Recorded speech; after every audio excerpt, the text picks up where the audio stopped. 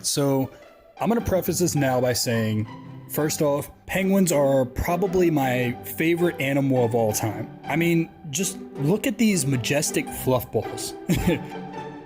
And secondly, Shia LaBeouf has held a special place in my heart since the Even Steven days. Now, put aside his current allegations and everything that's going on with his personal life right now, and he did have a rough patch a few years ago, but that's not what I'm here to talk about. Shia LaBeouf, from an actor standpoint, is one of my favorites. He's continued to star in some classics of our time. I mean, dude is a cultural icon and, quite frankly, a down-to-earth guy. And how can we forget the famous Lewis scream? That's my guy right there. Also, this movie features one of my favorite songs ever, Drive by Incubus. Whatever tomorrow brings, I'll be there. With open arms and open eyes. Whatever tomorrow brings, I'll be there. I love that line. It just lets you know that no matter what happens, what the outcome is, I'm going to be there with open arms and open eyes, ready to take whatever is coming my way, ready to embrace the day. And if that doesn't inspire you, hey man, I don't know. I'm not your life coach.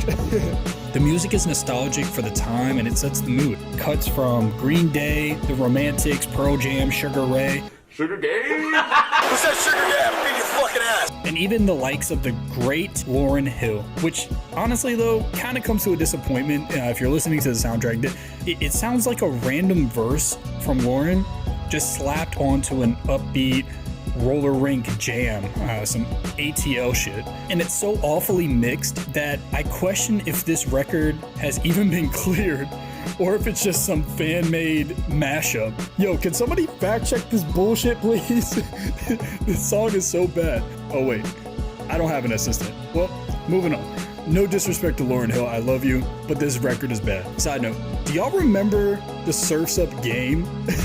I never actually played the full thing, but I did have the demo on repeat. Basically, you could play one level and you could use one of three characters. Obviously, I always used Cody, but it was basically like Tony Hawk Pro Skater, but with penguins. The shit was tight. You know, honestly, it was a lot of fun. Anyway, with those points in mind, maybe my view of Surf's Up may be a bit partial, but fuck it. I'm here to tell you why Surf's Up is an underrated gem. Storyline. This is your everyday run-of-the-mill underdog story. Now, while that's always a solid concept, we've all seen it before. Nothing about that is special, right? So what makes this movie so great? At least great to me. The filming. So Surf's Up follows the format of a mockumentary style, sort of like The Office, right? Why don't you explain this to me like I'm 5? Where the filming takes place as if there is a camera crew following the cast around, interviewing the characters, and it makes everything so much more real. So with it being the docu-style, it just takes a straightforward, played out story and it allows the characters to be fleshed out and hilarious and believable, because everything doesn't come off as scripted. Everything isn't a written out line per se. I mean, though it may be in the back office, it doesn't come across on screen like that because everyone's interacting in a weird, interesting way. The side interviews are hilarious. The fact that they threw in the fire urchin when Cody stepped on him, like they really went over and beyond as far as trying their best to make this a believable mockumentary style. The story is also an endless summer reference, which is pretty unique for animation. I haven't seen it done before, or at least done better in this field. This style makes for a more natural approach to character dialogue, which allows for decent chemistry between characters to shine through. You know, I'm... Why did you just laugh? Like he keeps saying possible, like it's possible that you're gonna win and like you're gonna do anything. Well, I mean, really, what are the chances? They're high, aren't they high?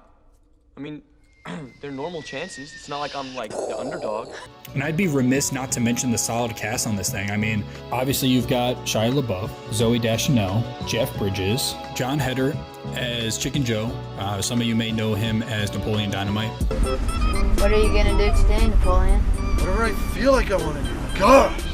And then you've got James Woods as Reggie. He was fantastic in this. James Woods! And you've got a few big names in here as well. You've got Kelly Slater, you've got Rob Machado. Now, let's talk about the artwork. So the backgrounds are gorgeous, especially for a 2007 film. I mean, the backgrounds in this are immersive. The water animation is beautiful. It holds up to even today's standards.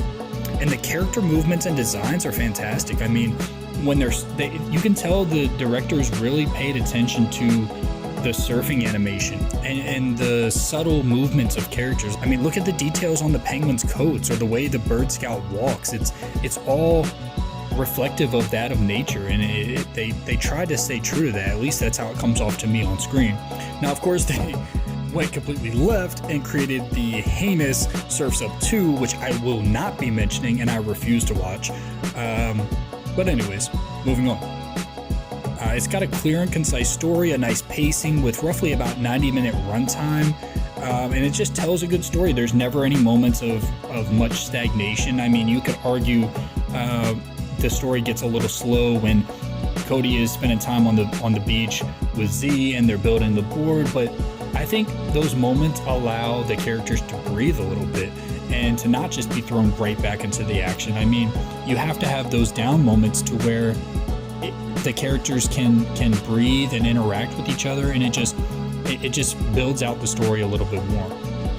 So let's talk about what I didn't like about this movie. The only thing I could say I really didn't like about this movie is when Z and Cody got into the argument on the beach, right? Lonnie, she inserts herself into the argument. I understand Big Z is her homie, right? I get it. That's her people, so she's gonna ride for him. I get it. But I don't like how she inserted herself into that beef, and Lonnie was tripping. Like, she was mad that Cody wanted to go to the competition, and she had the audacity to say, "You chose that over us." Like, what? He chose the competition over the homies. But it makes no sense because the only reason Cody came to the island was for the competition, and the only reason they were down at the beach was because Big Z was helping him. Now, Z made some subtleties where it can be inferred that he was just helping Cody find himself and just like realize he didn't need the competition, right? But Big Z never really blatantly said Cody shouldn't do it. He did question and say, "Oh, you're still going through with that?" Like, he was trying to downplay it, but he was not as aggressive as Lonnie was. I just thought it was really weird. And like, literally, Cody just asked Z to come to support him, and Z didn't want to, right? So it's like, I don't understand how him going to participate in a competition is like this major betrayal, even though we already knew that's what he was going to do. There's no real betrayal on his friends, so I don't get it. Yeah, well, that's all you came for. What? Well, what's that supposed to mean? You made it pretty clear last night that winning's more important to you than Z or me. Lonnie, it's not. But hey, maybe you get to take your stupid trophy home. Huh? But then she had the nerve to come and hug him on the beach after Big Z comes down and supports him.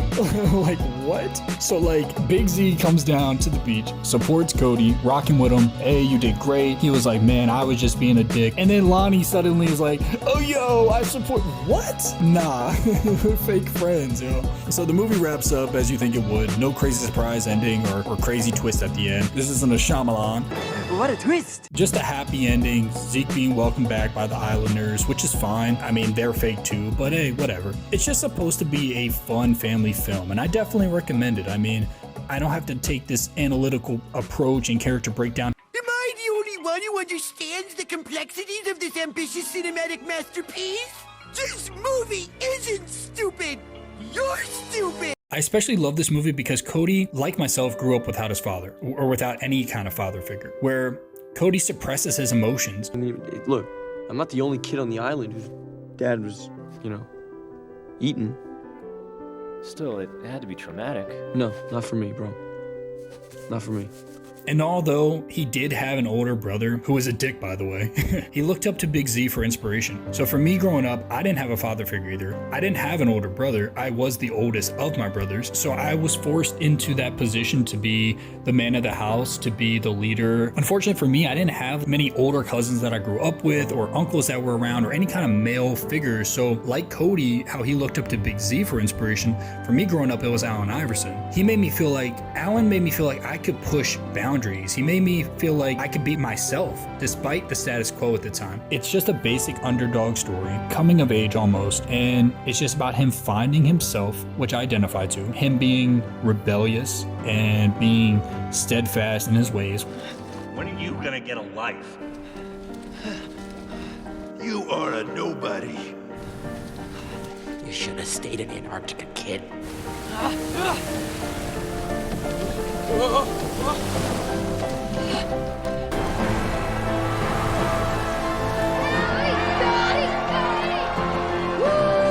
Cody wants to emulate his idol, but he isn't talented enough to do so. But despite everyone around him telling him to quit, he pushes towards his dreams anyway, which I'm a sucker for.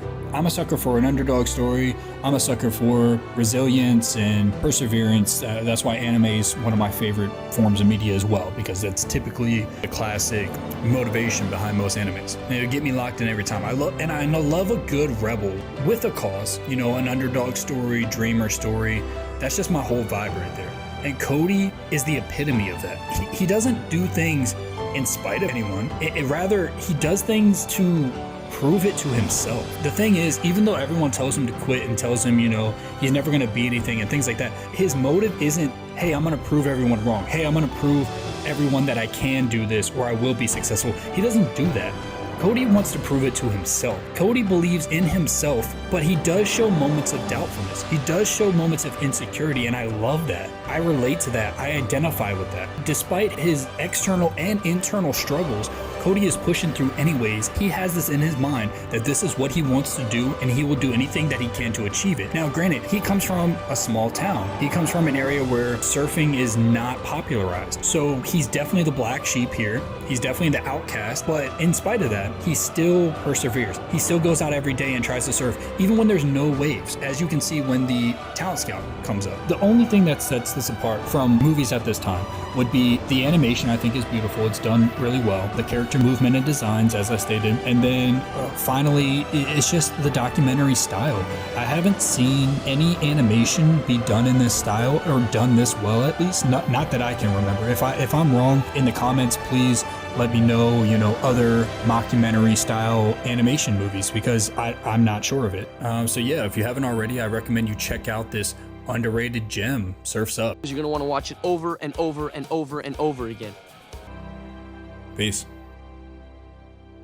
They're like, hey, Cody's just a bum. Cody's this, Cody's that, Cody's this. Cody's me, bro. Let me be me. When is that gonna start?